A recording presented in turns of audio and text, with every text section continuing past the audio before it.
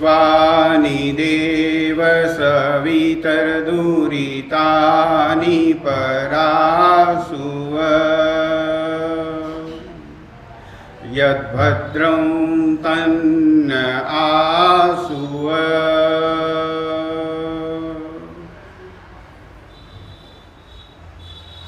आदरणीय doctor professor Shri Kamlesh Shastri ji, आदरणीय समाज के विशिष्ट महानुभाव, श्रद्धेय मातृशक्ति एवं आदरणीय सज्जनों, आज ऋषि बोध उत्सव के अवसर पर आप और हम यहाँ इकट्ठे हुए हैं। ये विशेष समारोह आयोजित किया गया है आर्य समाज सहजपुर बोघा के द्वारा। कई वर्षों के बाद आपसे सम्मुख होने का अवसर मिला है, तो ये उस तरह से भी हमारे लिए एक विशेष दिन है कि जिस समाज में बचपन से आर्य समाज देखी, उसी समाज में फिर और भी काफ़ी समय तक आते जाते रहे और उस समय भी कुछ प्रचार का काम करते रहे, और फिर जब निवृत्त होके वापस घर को लौटे तो वैसा भी ये एक दिन है आपसे मिलने का। तो ऋषि बोधोत्सव की बात करें हम, आज का विशेष दिन, तो ज़्यादातर हम जब भी शिवरात्रि का कोई प्रवचन सुनते हैं तो उसमें आप जानते हैं मुख्य तौर पे क्या बातें आती हैं। स्वामी जी ने शिवरात्रि का व्रत रखा था, फिर जगना बहुत उनको अच्छा नहीं लग रहा था, भूख भी काफ़ी लगी थी, माता जी तो माँ कहती थी ना रखे, पिताजी का आग्रह था इसीलिए रखा। फिर जागते रहे और लोग सो गए, मूर्ति पे चढ़ते चूहे देखे, मन में शंकाएं हुई, पिताजी ने जवाब नहीं दिया और जवाब नहीं मिला इसलिए श्रद्धा टूटी, घर चले गए, आदि आदि। यह हम सुनते ही हैं बोधोत्सव में, यह बात तो आनी है। लेकिन यह तो कई बार सुन चुके हम। आप और हम जब भी ऋषि और शिवरात्रि के साथ की बात करेंगे तो इसकी बात तो आएगी। और फिर आगे जो ऋषि के जीवन का संघर्ष है वो आपके हमारे अध्ययन के लिए छोड़ा जाता कि आप बाकी जानते हैं ऋषि ने ये किया। हम एक पासा कुछ मिनटों में संक्षिप्त में आपके सामने रखना चाहते हैं। देखो आप में से किनको वो बात उपयुक्त लगती है और आगे उस पर विचार करने योग्य लगती है।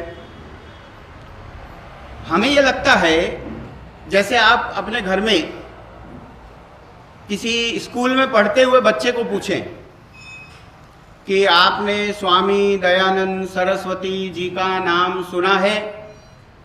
स्कूल में पढ़ने वाला बच्चा, और स्कूल में आप जानते हैं कि इतिहास का भी विषय होता है, तो इतिहास का जब विषय होता है तो स्वामी दयानंद जी का नाम हमारे आपके संतानों को भी स्कूल में बताया जाता है। हर भाषा की स्कूल में बताया जाता, अंग्रेजी स्कूल हो तो भी बताया जाता, और गुजराती हिंदी स्कूल हो तो भी बताया जाता, क्योंकि उनके पाठ्यक्रम में है। लेकिन क्या बताया जाता? आपकी हमारी संतान जो आर्य समाज में नहीं आती, उनके लिए महर्षि स्वामी दयानंद सरस्वती जी का नाम सिर्फ 1 मार्क का प्रश्न है, 1 गुण का प्रश्न है। आप जानते हैं ना, गुण मिलते हैं जब जवाब देते हैं प्रश्नों का, या तो फिल इन द ब्लैंक्स करते हैं। स्वामी दयानंद सरस्वती जी ने क्या किया था, तो 1 लाइन में उत्तर मिलेगा कि उन्होंने आर्य समाज की स्थापना की थी। महर्षि स्वामी दयानंद सरस्वती जी क्या थे, तो 1 लाइन का जवाब मिलेगा, स्वामी दयानंद सरस्वती जी एक महान समाज सुधारक थे। ये पढ़ाया जाता सही पढ़ाया जाता है, इसमें गलत कुछ नहीं है। स्वामी दयानंद सरस्वती जी एक महान समाज सुधारक थे ही, बिल्कुल महान नहीं उस समय के, महानतम समाज सुधारक थे, बिल्कुल ठीक बात। लेकिन जो बात हम कुछ प्रस्तुत करना चाहते हैं वो ये चाहते हैं कि जब वो बच्चा बड़ा होता है, आर्य समाजी परिवार है, अगर आने जाने वाला है, कभी आ जाता है तो थोड़ा बहुत ज़्यादा भी सुन लेता है ऋषि के बारे में, नहीं तो बस उसके मगज में इतना ही रहता है कि स्वामी दयानंद सरस्वती जी समाज सुधारक थे। आप आजकल की पीढ़ी के साथ साथ आप और हम भी जी रहे हैं, इंटरनेट पे जाओ, स्वामी जी का नाम लिखो और पूछो कि भाई स्वामी जी के विषय में कुछ बताओ, तो इंटरनेट, ये आजकल की जो आर्टिफिशियल इंटेलिजेंस के प्लेटफॉर्म जिसको आप चैट जीपीटी, जेमिनाई और ये वगैरह वगैरह कहते हैं, उनको भी पूछो ये स्वामी जी के बारे में कुछ बताओ, तो कहेंगे he was a great social reformer, महान समाज सुधारक थे। मेरा ये मानना है कि स्वामी जी की पहचान ग्रेट सोशल रिफॉर्मर देना ये बहुत छोटी पहचान है, बहुत कम बताया। समाज सुधारक थे, इस बात की बिल्कुल मना नहीं है, बड़े उच्च कोटि के समाज सुधारक थे। आज के समाज की परिस्थिति उनके जाने के 150 साल बाद भी उनके समाज सुधार से प्रभावित है। आपका हमारा आज का जीवन आर्य समाजी ना हो तो भी स्वामी जी के काम से प्रभावित है, उसकी बात हम अलग से कर सकते हैं। लेकिन हमारे हिसाब से अगर आप शहीद भगत सिंह की बात करो और किसी छोटा सा कोई उन्होंने काम किया था अपने जीवन में, वह सिर्फ उतना ही बताओ, और उनको फांसी हुई थी ये नहीं बताओ, ये कैसे चलेगा? सुभाष चंद्र बोस जी की बात करो और उनके लिए बोलो कि भाई उन्होंने बंगाल में अच्छा काम किया, कांग्रेस में भी रहे, उसके बाद ये किया वो किया, और आप ये नहीं बताओ कि उन्होंने भारत के लिए आज़ाद हिंद फौज बनाया था और लड़के ब्रिटिश शासन को घुटनों पे ला दिया था, ये नहीं बताओ तो कैसे चलेगा? किसी का कद छोटा हो जाएगा अगर छोटी बात बताएंगे तो इसका मतलब ये हुआ कि स्वामी जी की पहचान इससे बड़ी है, जो हम भी ज़्यादा कहते नहीं, स्कूल भी कहते नहीं, और कॉलेजों में भी नहीं पढ़ाया जाता, यूनिवर्सिटी भी वैसा नहीं पढ़ाती। स्वामी जी की पहचान क्या होनी चाहिए?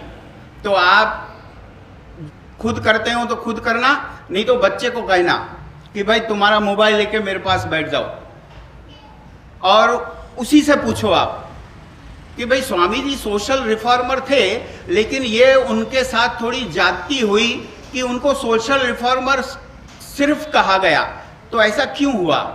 तो आप और हम नहीं, हम जो स्वामी जी को हम अपना महानतम गुरु मानते हैं, वो अगर बोलेंगे तो लोगों को लगेगा कि भाई इनका तो यही काम है, वो तो सिर्फ यही कहेंगे ना। आप और हम नहीं, आप दूसरों से पूछो तो वो कहेंगे जी हाँ, स्वामी जी का नाम सबसे उच्च कोटि के इंडियन फिलोसोफर्स में भी आना चाहिए। इंडियन फिलोसोफर, भारतीय दार्शनिक, भारतीय आध्यात्म विज्ञानी, उन्होंने दर्शन में, दर्शन शास्त्र में दर्शन की मीमांसा, रियल आध्यात्म की मीमांसा करने में जो काम किया, वेदों को उजागर करके, उसकी गिनती दुनिया नहीं करती। लेकिन अगर आप और हम नहीं करेंगे तो ये तो उनके साथ ज्यादती हो जाएगी।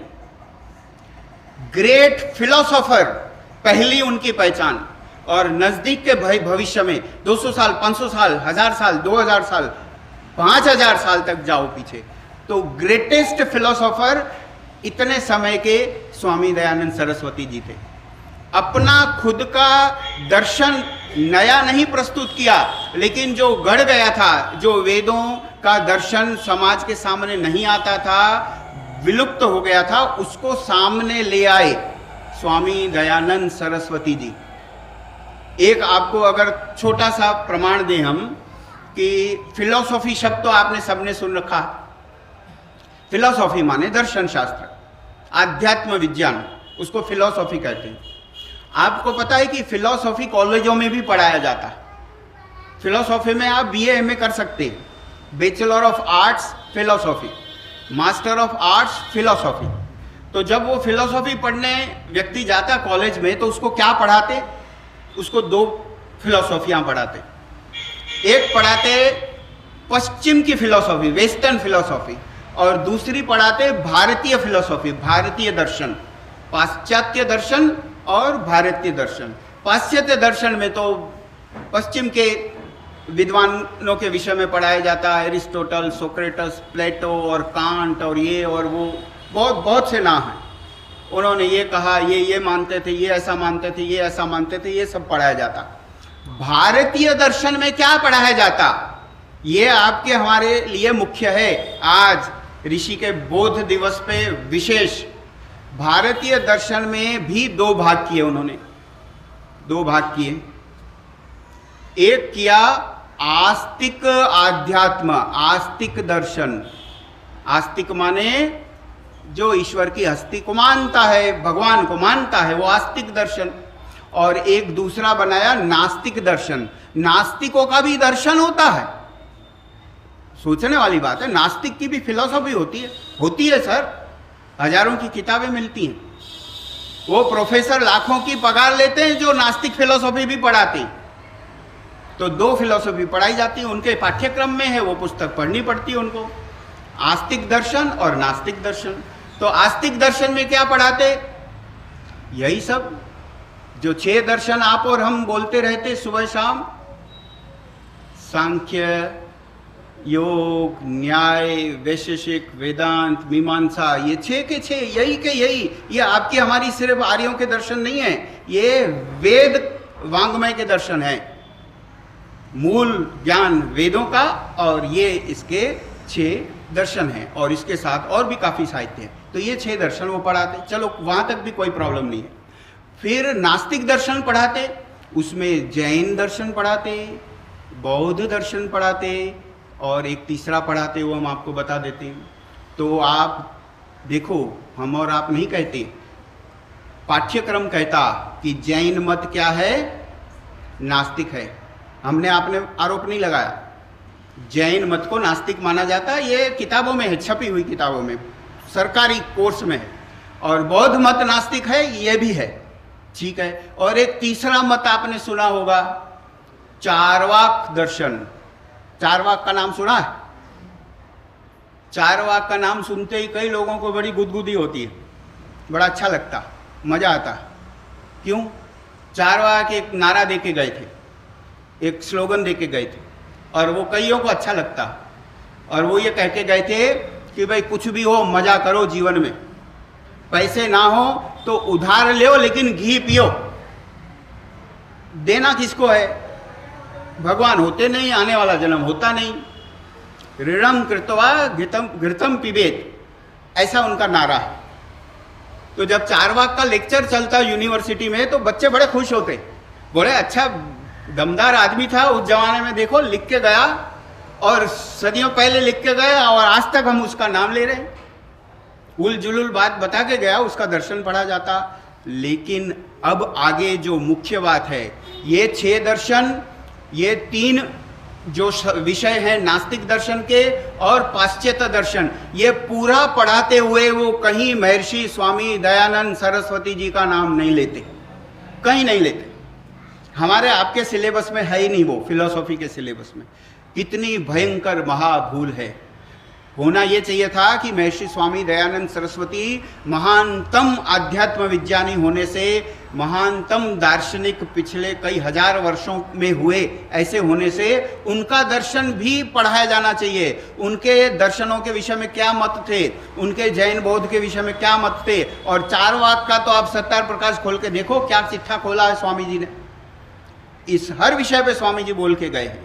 तो ये आपकी और हमारी और आर्य समाज की, देश के जनता की विफलता है कि महर्षि स्वामी दयानंद सरस्वती जैसा सूर्य 150 साल पहले चला गया, लेकिन आज तक हम वो उनकी उपयुक्त जगह उनको नहीं दे पाए। समाज उनको अभी तक पहचान नहीं पाया, और सिर्फ छोटी छोटी बातें करता रहता कि समाज सुधार करते थे, शिक्षा उनके कारण हुई और दूसरे कई सारे काम हुए।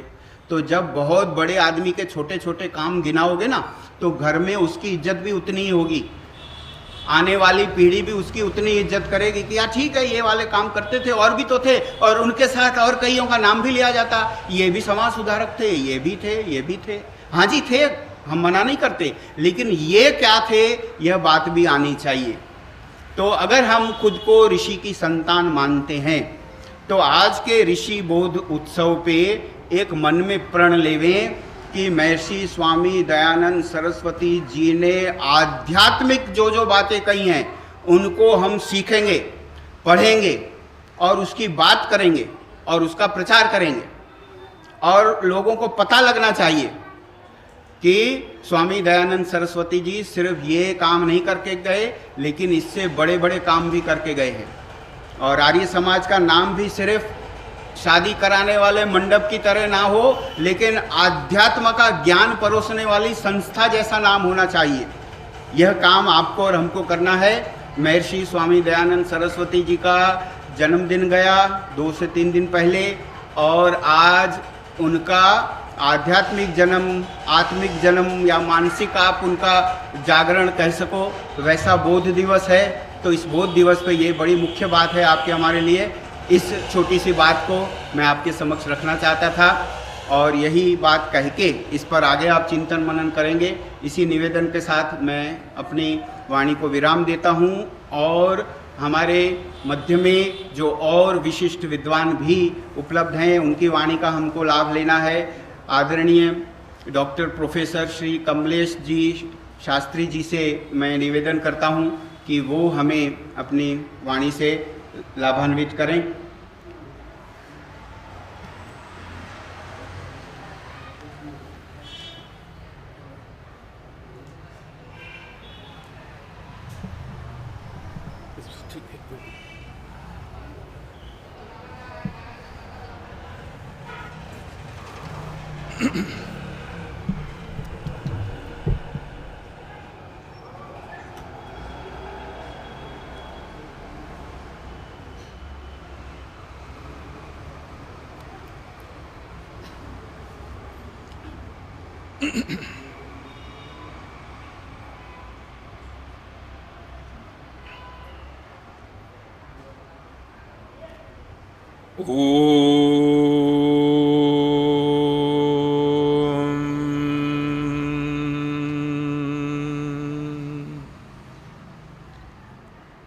यतो यतः समीहसे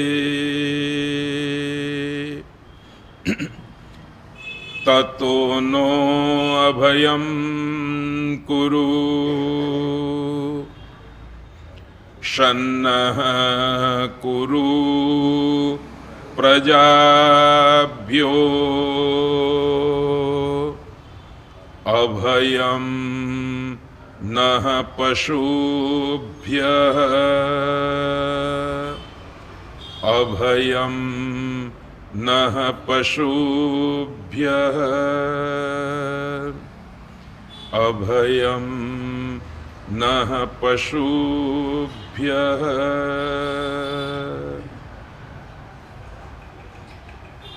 यं ब्रह्मा वरुणेन्द्र रुद्रमरुतस्तुन्वन्ति दिव्यैस्तवैः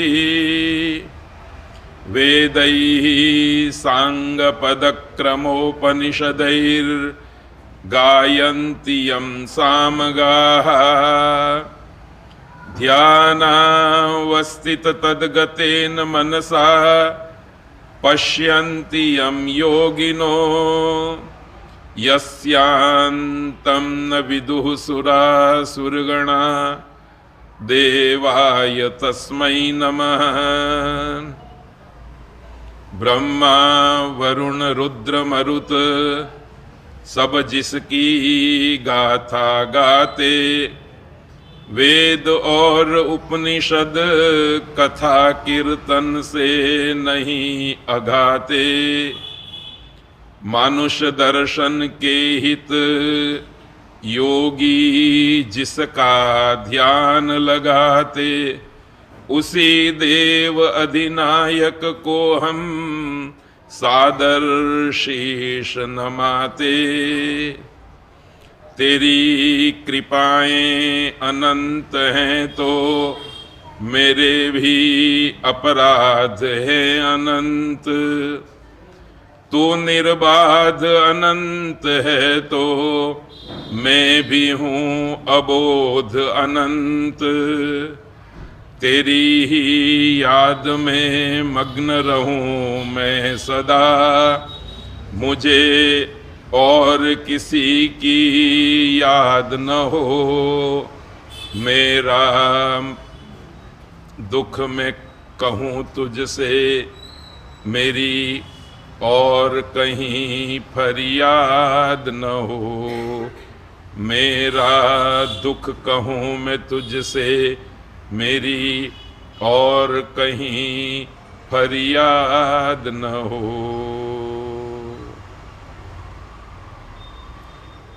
विक्रम संवत 2082 के माघ मास की चतुर्थी का दिन है, जिसे भारतवर्ष में शिवरात्रि के रूप में मनाया जाता है। आर्य समाज के लिए आज का पर्व नए नाम से प्रस्तुत हुआ, बोधरात्रि। स्वामी दयानंद सरस्वती जी महाराज के जन्म से पहले इस पर्व को शिवरात्रि कहते थे लोग।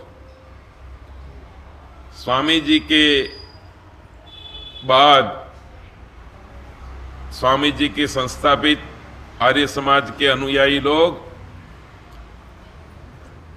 बोधरात्रि के रूप में इस पर्व को मनाते हैं। तो आज शिवरात्रि है और आज बोधरात्रि है। शिवरात्रि मनाने वाले लोगों का एक मंत्र है, नमः शिवाय नमः शिवाय नमः शिवाय। और बोधरात्रि मनाने वालों का मंत्र कैसा है?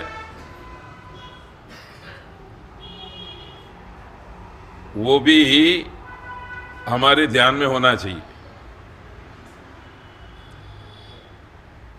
वैदिक धर्मी हम लोग, स्वामी दयानंद को गुरु मानने वाले हम लोग,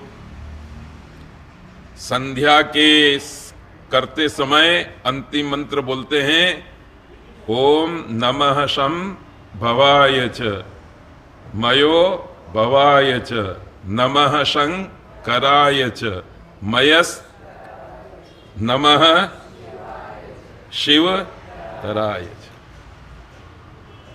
शिवरात्रि वालों का मंत्र छोटा है और बोधरात्रि वालों का मंत्र बड़ा है। बड़े छोटे की बात की जगह पर हम ये कहेंगे कि शिवरात्रि वालों का मंत्र अधूरा है और बोधरात्रि वालों का मंत्र, बोलिए, पूरा है। तो सौभाग्यशाली कौन है? जिनके पास अधूरी चीज है वो, कि जिनके पास पूर्ण चीज है वो। कोई हमको एप्पल का मोबाइल दे दे, महंगा 1 लाख रुपए का, पर उसमें बैटरी ना हो, तो उस मोबाइल का क्या मतलब है? और कोई हमको भले कोई सामान्य कंपनी का मोबाइल दे दे, पर वो पूरा हो, ऊपर टफन ग्लास भी लगा हो, कवर भी लगा हो, और लो पंडित जी आपको ये भेंट में दे रहे हैं, तो बोलो वो मोबाइल अपने लिए अच्छा है कि अधूरा मोबाइल अपने लिए अच्छा है? पूरा अच्छा है ना। तो आज हम आर्य समाज सैदपुर बोगा में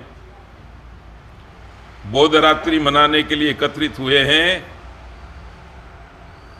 तो एक विचार का प्रसाद साथ में ले जाना है। अपने आप को हमें पहचानना है, अपना भी हमें बोध होना चाहिए। ऋषि दयानंद को बोध हुआ तो हमको भी क्या होना चाहिए? बोध होना चाहिए। तो उस बोध का पहला चरण पहली सीढ़ी क्या है? हमारे पास बोधरात्रि के दिन बोलने के लिए पूरा मंत्र है। अब चूंकि वो मंत्र बड़ा है इसलिए बारंबार उसको रिपीट नहीं करेंगे और आप सब लोग जानते ही हैं। तो पहली बात क्या हुई? शिवरात्रि मनाने वाले लोगों के पास छोटा मंत्र है, अधूरा मंत्र है, और हमारे पास पूरा मंत्र है। अब जब ये मंत्र पूरा है तो इसकी विशेषता, इसकी गहराई, इसका पूरा परिचय भी हमको होना चाहिए। इस बात को कहने के लिए मैं मंत्र का अर्थ नहीं करूंगा, आपको सिखाऊंगा कि इसका मंत्र का अर्थ कैसे किया जाता है। इस मंत्र में 3 जगह पर भू शब्द आता है। मयो भुवाय, मयो भवाय, भव आया ना, फिर संभवाय, और इसके साथ दूसरा शब्द भी आता है मयस्कराय, कर शब्द, और शंकराय, शंकर। संस्कृत भाषा की दृष्टि से ये भुवः, भू, भव शब्द भू धातु से बना है। भू एक रूट है, उसका अर्थ है होना, और मयस्कर, शंकर, इन शब्दों में क्री धातु है, इसका अर्थ है करना। तो एक बहुत सुंदर जानकारी इस मंत्र के द्वारा हमको मिलती है, बहुत सुंदर बोध मिलता है हमको कि दुनिया में कुछ वस्तुएं हैं और दुनिया में कुछ वस्तुएं हैं, वो वस्तुएं कुछ करती भी हैं। फिर से मैं इस बात को रिपीट करूंगा, दुनिया में बहुत सारी वस्तुएं हैं और दुनिया में जो वस्तुएं हैं वो करती भी हैं। अब मैं आपको पूछूं कि है वो महान है कि करती है वो महान है? क्यों जी? तो जो लोग नमः शिवाय, नमः शिवाय ये मंत्र का पाठ करते हैं ना, वो तो है ऐसा अस्तित्व की सूचना देते हैं। पहाड़ है, नदी है, वायु है, पिताजी है, माताजी है, पुरोहित जी, यजमान, मोबाइल भी सब है। अब जिसके पास मोबाइल नहीं है ना, उसको भी पूछो कि मोबाइल है तो वो क्या कहेगा? है। कहां है? मेरी जेब में नहीं, तो आपकी जेब में तो है। आपकी जेब में नहीं है, मेरी जेब में नहीं है, तो दुकान में तो है। दुकान में नहीं है तो एप्पल की फैक्ट्री में तो है। मोबाइल है, इतना ही तो पता करना है ना। अच्छा, 1 किलो सोना है तो बोलने में क्या जाता है? मेरे पास नहीं है तो किसी सेठ के लॉकर में है, तिजोरी में। सोने के व्यापारी के यहां है तो है ना। ऐसे ही कुछ भक्तों ने कह दिया भगवान है। कहां है? मेरे पास नहीं तो आपके पास है, आपके पास नहीं तो हरिद्वार में है, हरिद्वार में नहीं है तो बद्रीनाथ में है, बद्रीनाथ में नहीं है तो काशी में है, काशी में नहीं है तो पावागढ़ में है, पावागढ़ में नहीं है तो डाकोर में है, डाकोर में नहीं है तो अंबाजी में है, अंबाजी में नहीं है तो बहुचरा जी में है, बहुचरा जी में नहीं है तो आर्य समाज में है, पर भगवान है। ऐसे बुद्धि रखने वाले लोग केवल इतना मंत्र बोलते हैं, क्या? नमः शिवाय, ओम नमः शिवाय। तो ये भी गलत तो नहीं है, बुरा तो नहीं है, क्योंकि वेद के मंत्र का ही एक टुकड़ा है। अब 15-20 किलो गुड़ का डेला हो, उसमें से 10 ग्राम हमको कोई तोड़ के दे दे तो स्वाद तो आएगा ना, वही थोड़ा तो थोड़ा, पर मीठा तो स्वाद आएगा ना। वही स्वाद आएगा जो 2 किलो 5 किलो 10 किलो गुड़ में आने वाला है। पर बोधरात्रि मनाने वालों का एक सौभाग्य है कि उनके जीवन में है भी, और जो है वो करता भी है। मेरे पास प्रभु की कृपा से धन है, और जो धन है वो धन करता भी है। मेरे पास भाई है, केवल भाई है ऐसा नहीं, पर जो भाई है वो भाई का काम भाई करता भी है। मेरे पास है माइक है, दूसरी चीज क्या बोलूंगा मैं, माइक करता भी है। अभी करता है इतना ही बोलेंगे, ठीक है ना। पैसा है और पैसा करता है, यजमान है और यजमान करता है, रोटी है और रोटी करती है, वस्त्र है और वस्त्र करता है, माइक है और माइक भी करता है। ठीक है जी, भगवान है और भगवान करता भी है। 2 प्रकार के भक्त हैं इस दुनिया में। एक प्रकार के भक्त हैं, उनके लिए भगवान है, ऐसे भक्त शिवरात्रि मनाते हैं। और बोधरात्रि कौन मनाता है, जो कहते हैं कि भगवान है और भगवान करता भी है। क्या करते हैं भगवान? तो इस आर्य समाज में जब से मैं व्याख्यान देता हूं तो प्रारंभ में एक मंत्र बोलता हूं, वो सब लोगों को ऐसे ही तैयार हो गया है।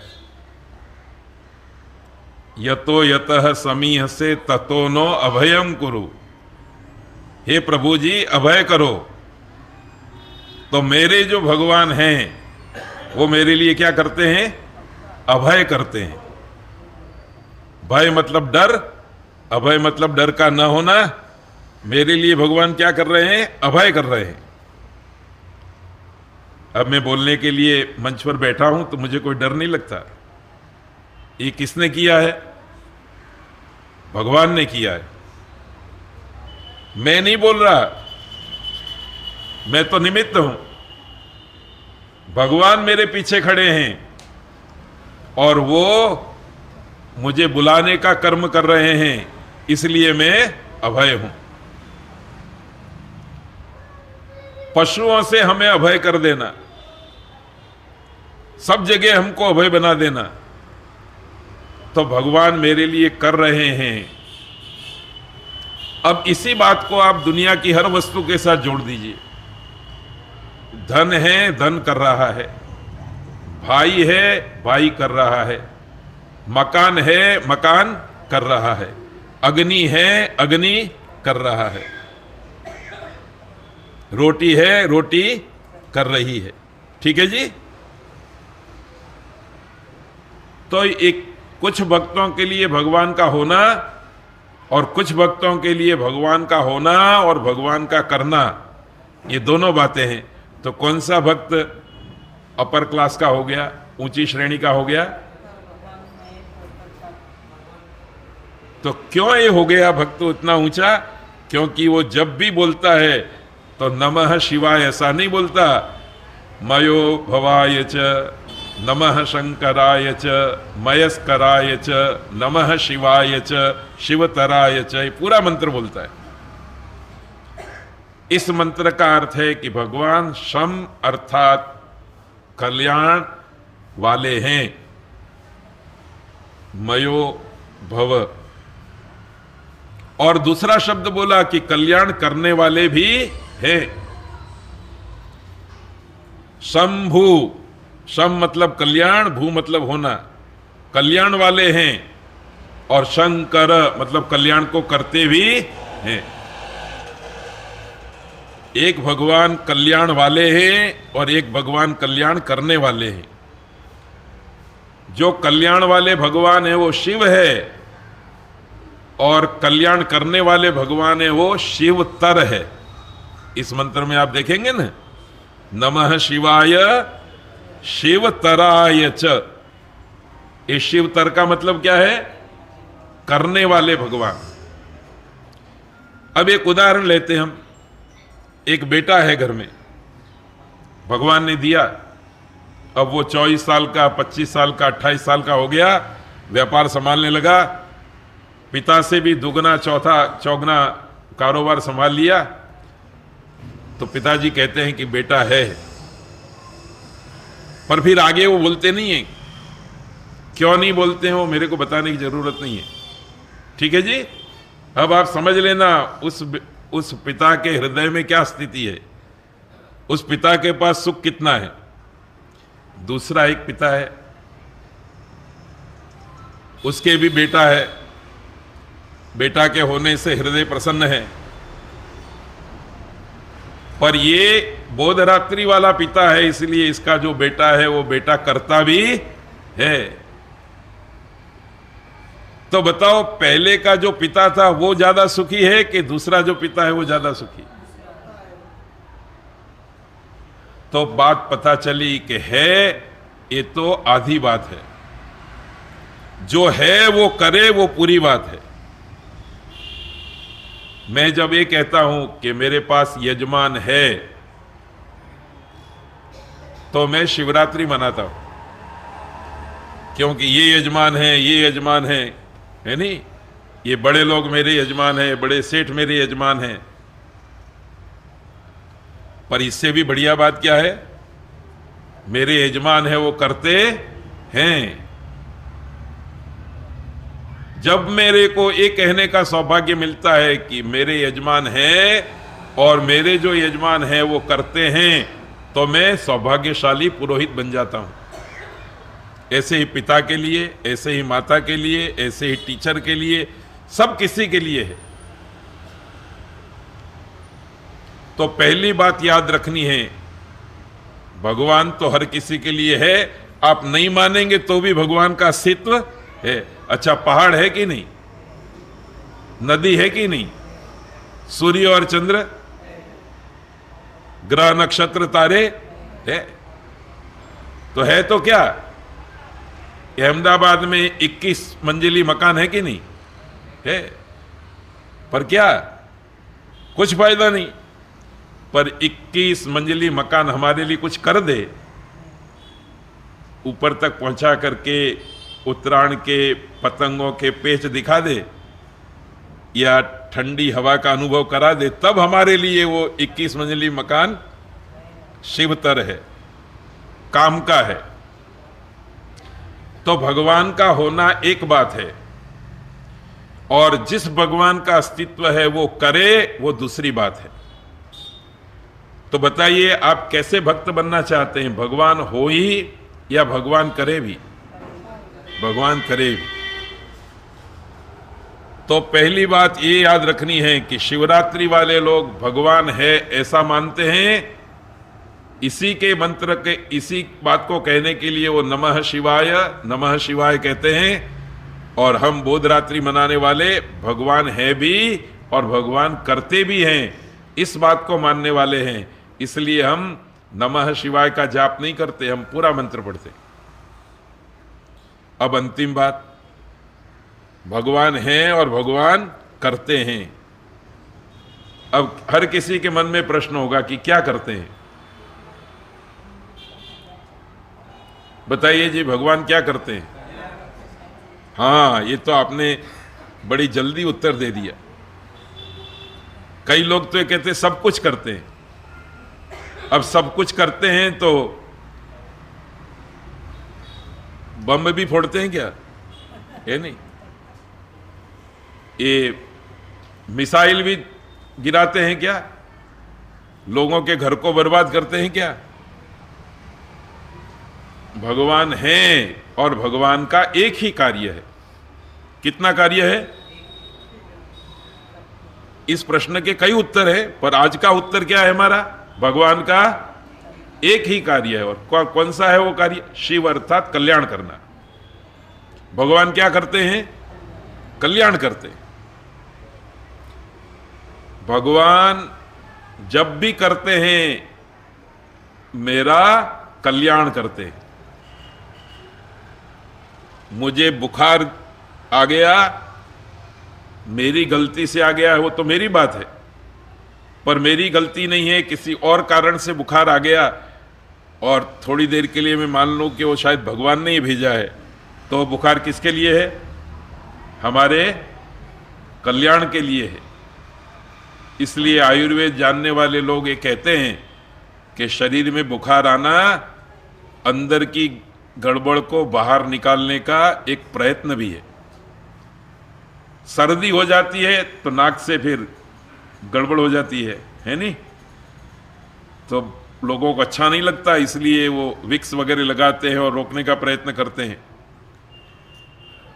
पर आयुर्वेद शास्त्र क्या कहता है कि अंदर कुछ गड़बड़ है, इकट्ठा हो गया है, उसको बाहर निकालने के लिए क्या हुई है?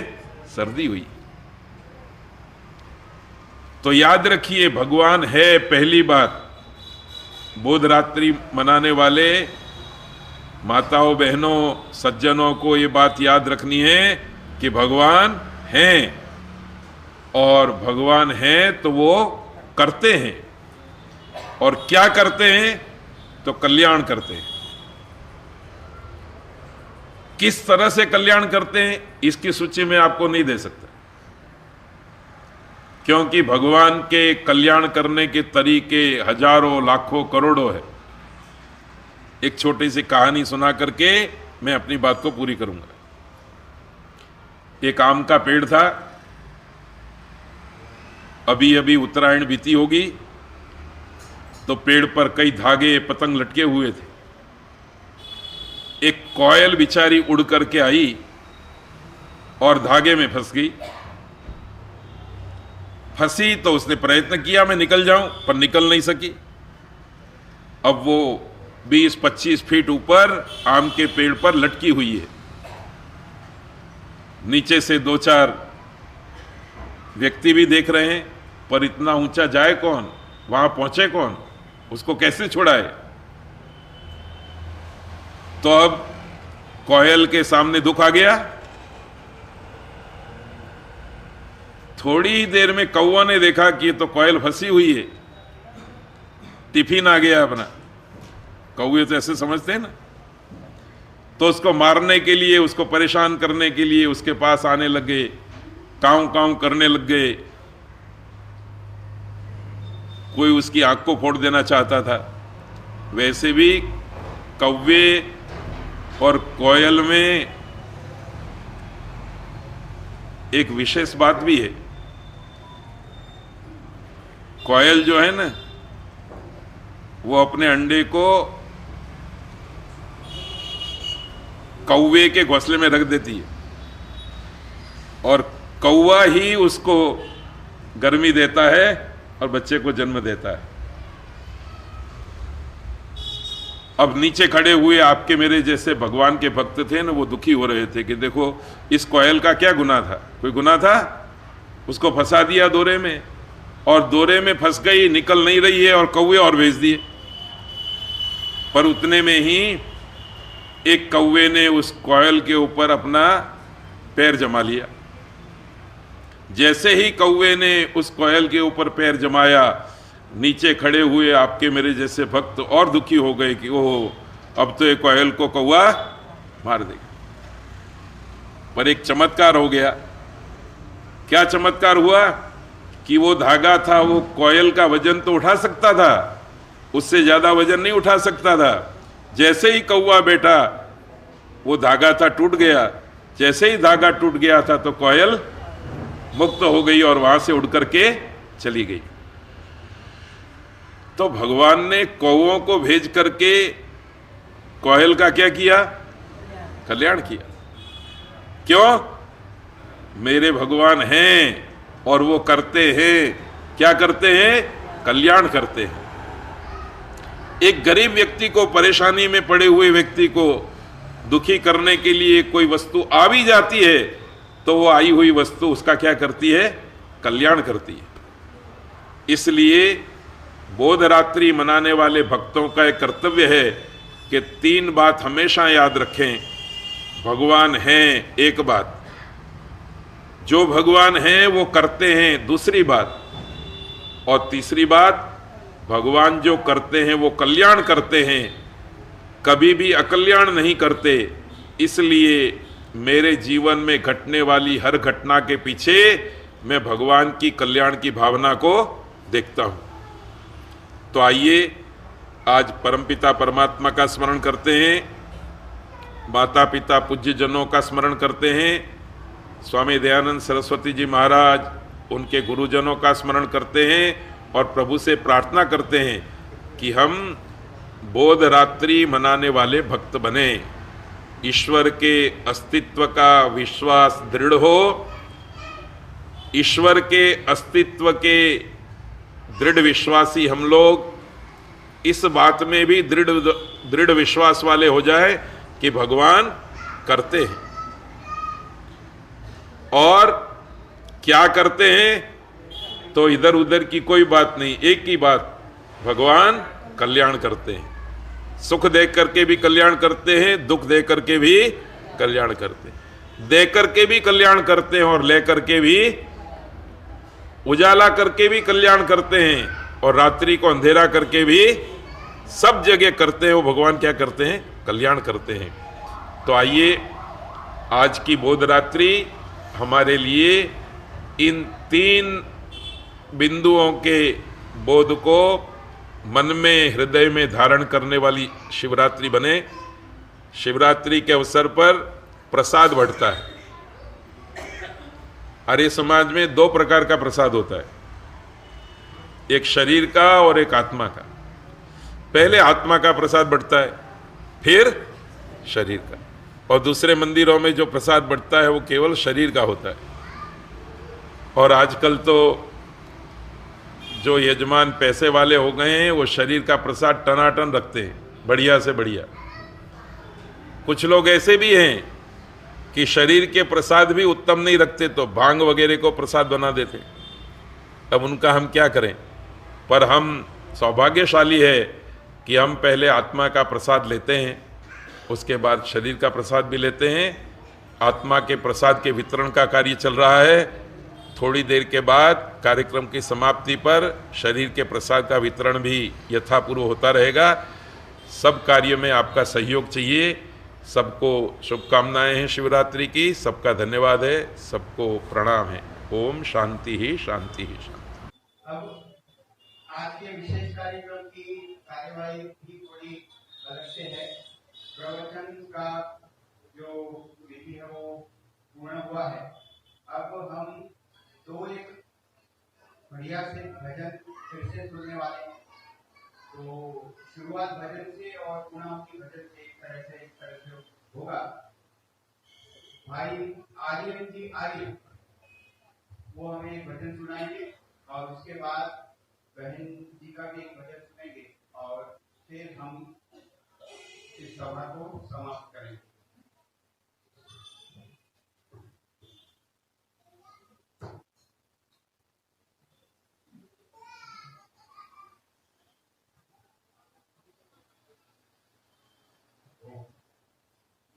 एक बार पवित्र गायत्री मंत्र का एक साथ जाप करेंगे। उसके बिना हम एक प्रभु भक्ति एवं ईश्वर भक्ति का भजन सुनकर आगे कार्यक्रम को बनाएंगे।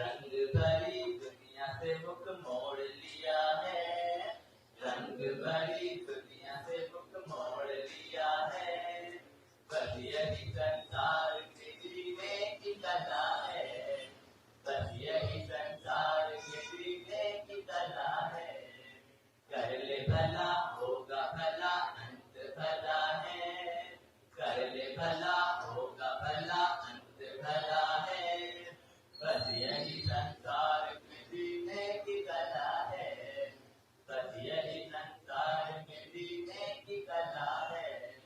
पाप जिसने कभी ना किया है, पाप जिसने कभी ना किया है, दीन दुखियों को जीवन दिया है, दीन दुखियों को जीवन दिया है। उसका ही यहाँ बाग सदा फूला फला है, उसका ही यहाँ बाग सदा फूला फला है, बस यही संसार में जीने की कला है, बस यही संसार में जीने की कला है। साथ मिलकर गाएंगे सब लोग।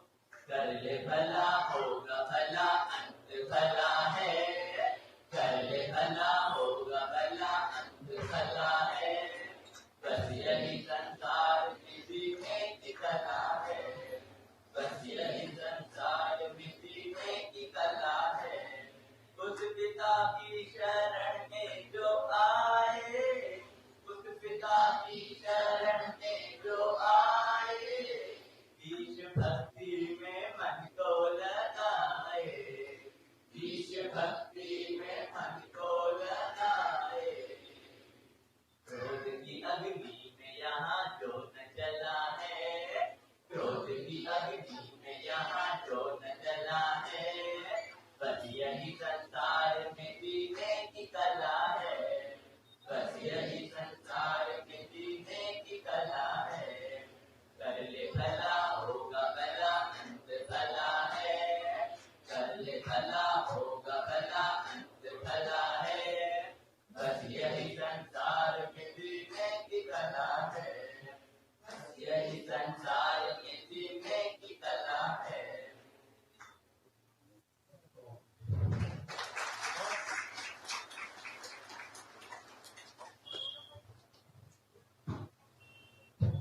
बहुत बहुत धन्यवाद आर्य जी। अब फिर से बहन जी का भी एक भजन हमने सुना है। सबसे विनती ये है कि इस भजन के चलते चलते प्रसाद वितरण भी शुरू हो जाएगा। अपनी जगह पर बैठे रही, बीच में ना उठे, और भजन के बाद शांति पाठ होगा और फिर सभा की पूर्णाहुति होगी।